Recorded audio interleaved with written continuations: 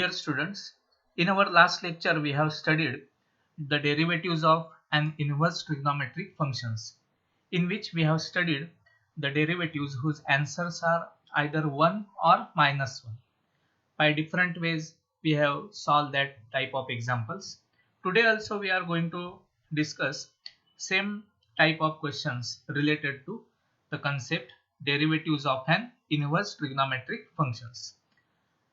So in our last lecture we have studied the derivatives whose answers are dy by dx is equal to 1 or minus 1. The question that we have discussed, that is the function is given is y is equal to sine inverse in bracket 2 cos x plus 3 sin x upon root 13.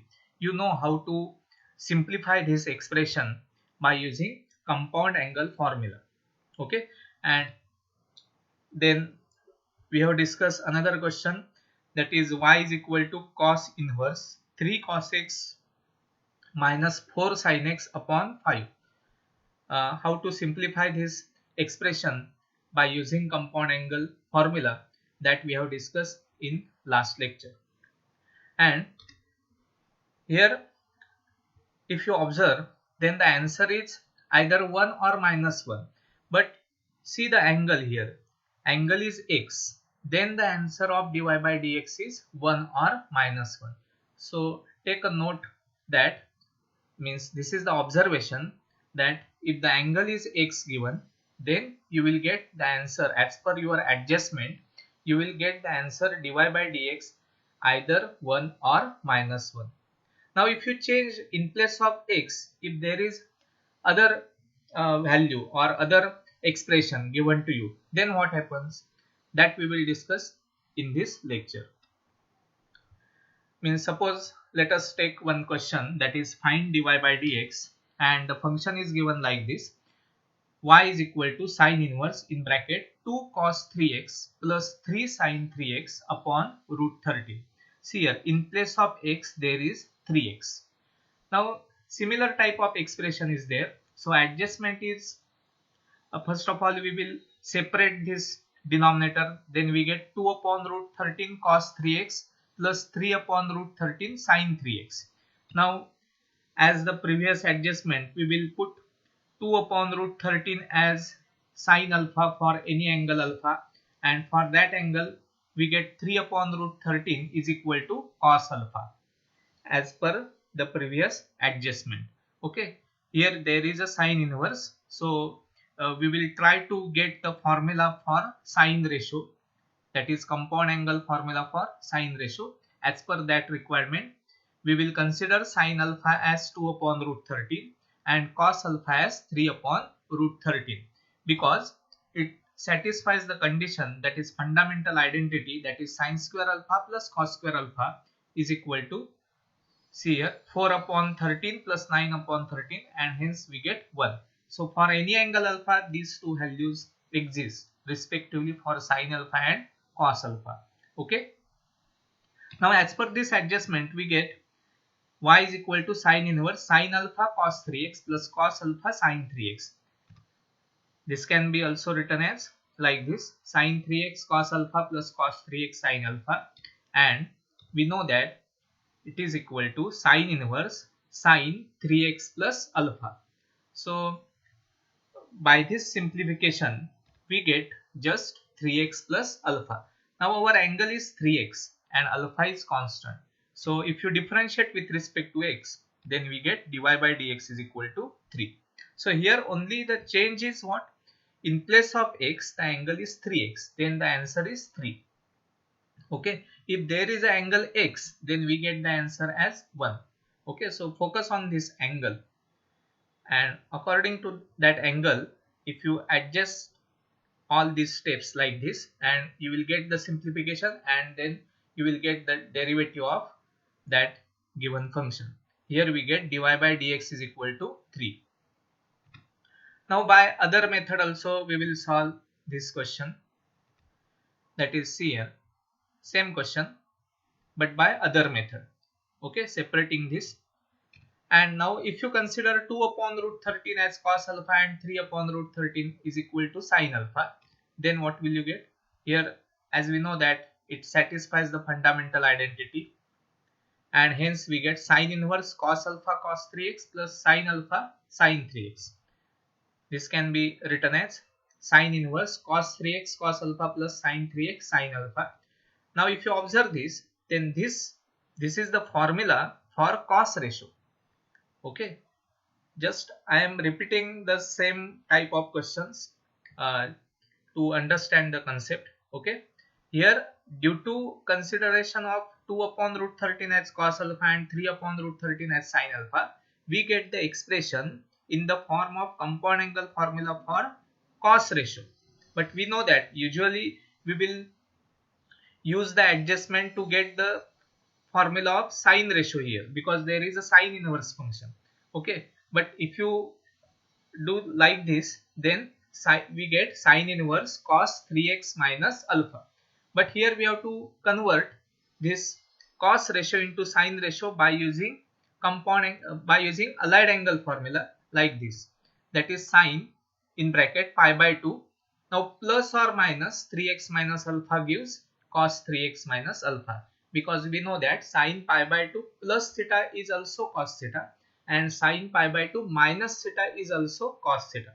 So I have taken both the signs here. So here we need the extra step because of our this adjustment, okay. So that gives the simplification as pi by 2 plus or minus 3x minus alpha. Now pi by 2 is constant, alpha is constant. So if you differentiate this with respect to x, then see here step, and after getting this we get 0 plus or minus 3 minus 0, that is simply dy by dx is equal to plus or minus 3. So as discussed earlier in last lecture, if you do this adjustment, then we need the extra step, because we have to convert the cos ratio into sine ratio. Okay, so this is the other method. So that's why as per the adjustment, you will get the answer dy by dx is equal to either plus or minus 3. Okay. Now let us take another question. See here, y is equal to cos inverse in bracket 3 cos e raised to x minus 4 sin e raised to x upon 5. See here, in place of x there is e raised to x. Now separating the denominator we get this function. Now this is cos inverse function, only the angle is e raised to x. Now we require the formula here, compound angle formula for cos ratio. So that's why we consider 3 by 5 as cos alpha and 4 by 5 as sin alpha, and we get this fundamental identity, that is sin square alpha plus cos square alpha, we get 1. Okay. Now by this adjustment we get cos inverse in bracket cos alpha cos e raised to x minus sin alpha into sin e raised to x.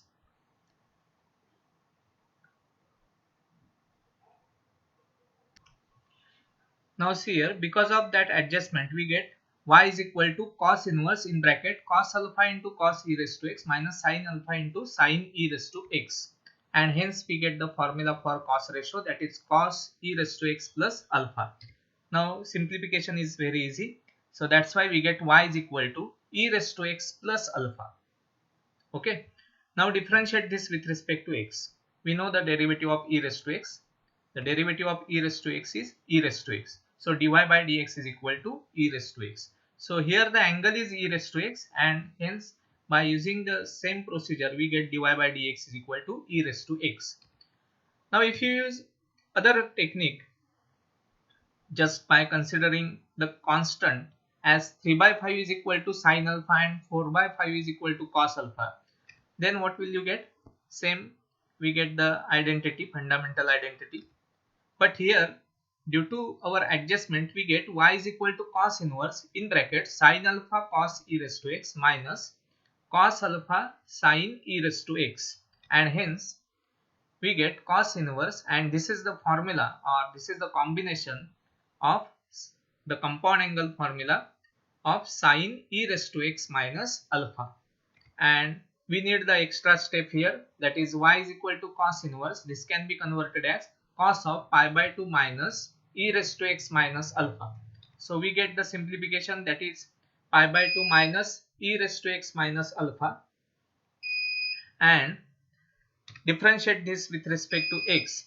We get dy by dx is equal to, see, the derivative of pi by 2 is 0 minus derivative of e raised to x is e raised to x. So minus e raised to x and plus derivative of alpha is 0.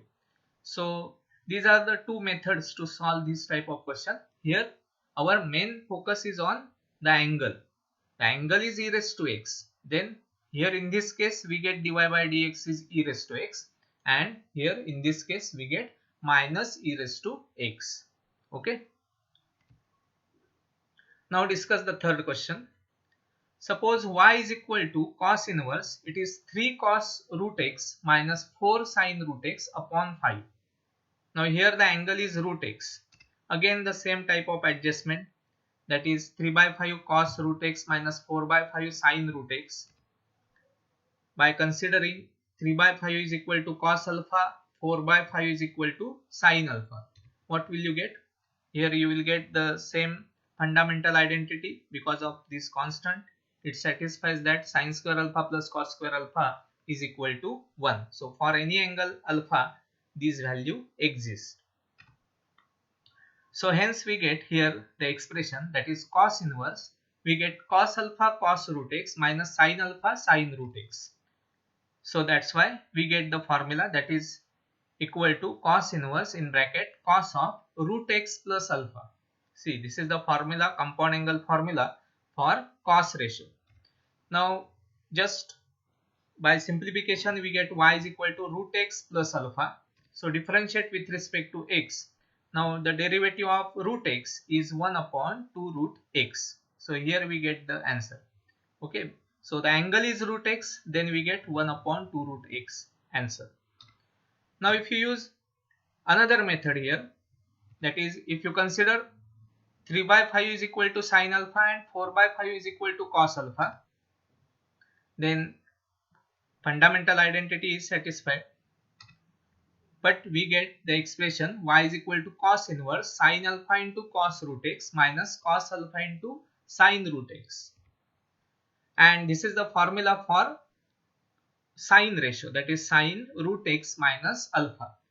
So we have to convert this into cos ratio. So that's why we have to use allied angle formula. So cos inverse in bracket cos of pi by 2 minus in bracket root x minus alpha. Okay. Now what happens? We get the simplification, that is y is equal to pi by 2 minus root x minus alpha. So hence we get this pi by 2 minus root x plus alpha. So after differentiation we get dy by dx is equal to minus 1 upon 2 root x. So the procedure is same, but the angle is different here. If the angle is x, then you will get the answer as either 1 or minus 1. If the angle is different from x, then you have to solve carefully and observe the answer carefully. Okay. So what we have discussed today, or what we have observed this in this lecture, see, if the function is y is equal to sin inverse 2 cos 3x plus 3 sin 3x upon root 13, then we observe that the answer is plus or minus 3, means answer of dy by dx is equal to plus or minus 3. If the function is given y is equal to cos inverse 3 cos e raised to x minus 4 sin e raised to x upon 5, then by similar adjustment we get dy by dx is equal to plus or minus e raised to x. Okay. And if you observe y is equal to cos inverse in bracket 3 cos root x minus 4 sin root x upon 5, then you will get the answer as either plus or minus 1 upon 2 root x. So try to solve such type of questions, means this type of expressions if you observe in the given function, then you have to adjust as per the requirement for compound angle formula. So we need the simplification to solve such type of questions. So compound angle formulae, allied angle formulae are very important to solve this type of questions. Okay. Thank you.